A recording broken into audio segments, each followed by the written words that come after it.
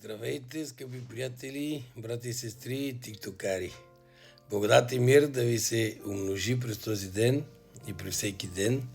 Следващ, Бог да ви благослови. Отново се включваме с някакво насърчение за деня. Днес искам да ви насърча с нещо, което наистина няма почивен ден. Ще намаля малко музиката. Ще ви чета една история и по нея ще говоря малко, 10 на минути клипа. Толкова се чудя някой път, скъпи приятели, брати и сестри, толкова време сме в църквата, толкова време четем и Библиите си, казваме, че обичаме Бога, ама комшията или братята и сестрите ненавиждаме, завиждаме. И това не е от сега.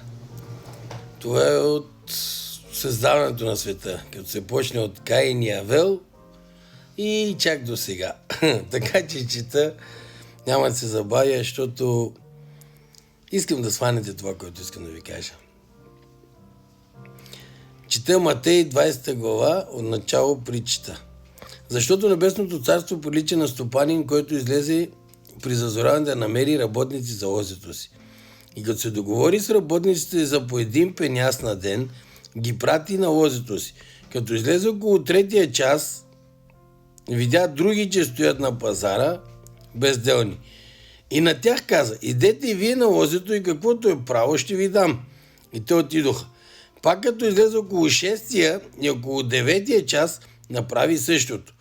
А като излезе около 11-тия час, намери други, че стоят и им каза: защо стоите тук цял ден без работа?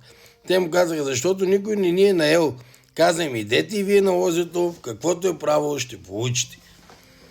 Като се свечери, стопанинът на лозето каза на свой управител: повикай работниците и им плати надницата, като започнеш от последните и свършиш с първите.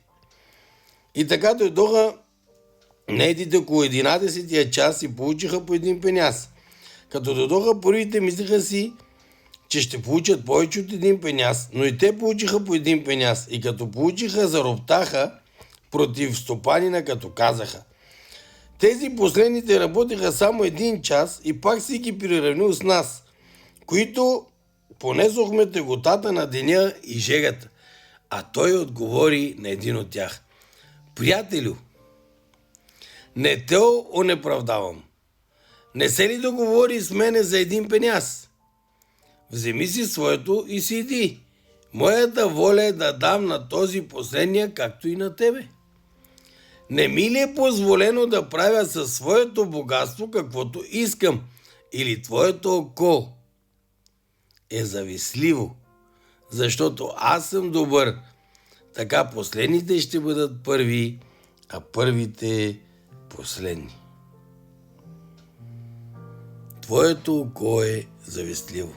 Една притча, която много хубаво тук определя 5 групи хора. Отива, взима едните по-рано, другите по-късно и така нататък. И вижте, ние хората сме същите. Аз съм 10 години в църква, ти ли ще ми кажеш? Аз съм от цял ден тук работя, жегата, ти ли на мен ще ми кажеш? Не дава ли Господ даровете? Не спасява ли Бог човека? Защо нашето око е толкова завистливо? Защо сме толкова лоши хората? Знаете, за завистта има толкова много истории, примери, които дори не искам да дам. Притчата за блудния син, абсолютно по същия начин. Ние винаги говорим за блудния син, но никой не забелязва големия син, големия брат, който всъщност не влиза в огощението вътре, където баща му дава, защото на майки му брат, на брат си завидял. Този твой син похарчил всичките ти пари, а ти на него, вика, големото огоеното теле си дал, за мен едно яре не си дал. Сине, всичко мое е твое. Не се ли радва, че този твой брат бе мъртъв, сега оживя? Скъпи приятели, не искам да ми отговорите на мене, искам всеки на себе си да отговори. До кога, питам? До кога? външно ще си сложим маски и ще кажем молитвите, Отче наш, сега наблизава Рождество, всяка вечер молитви, пребъдвания, постове, не знам си какво, радвам се, нови дрехи, модерни неща. А сърцата ни завишдат. А сърцата ни завистливи. Защо брат ми има 2 къщи, аз нямам? Защо брат ми има 2 коли, аз нямам? Не казва ли Библията всеки да счита от другия по-горен от себе си? И ако искаш да бъдеш горе, трябва да бъдеш доле, да служиш. Не дайте бъдете като комшията, който казва: Господи, вземи ми едното окопа на комшията и двете. До там ли ни учи Библията, приятели? Вижте думите, повтарям за притчата, искам да ги запомните.